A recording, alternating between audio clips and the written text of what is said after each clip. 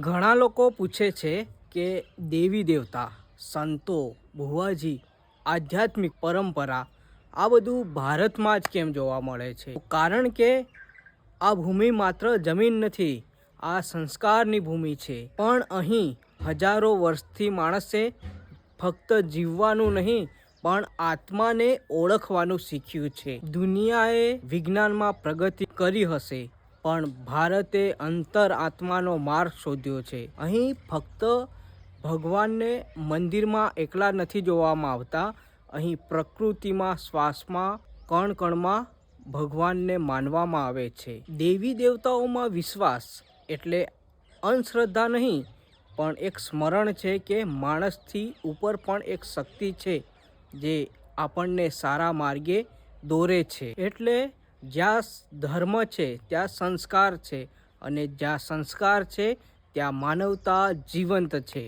આજે જો આપણા દેશમાં ભક્તિ જીવન છે તો એ કારણે પરિવાર જોડાયેલો છે, વડીલોને આદર છે અને સારા નરસાનો ભેદ જીવંત છે.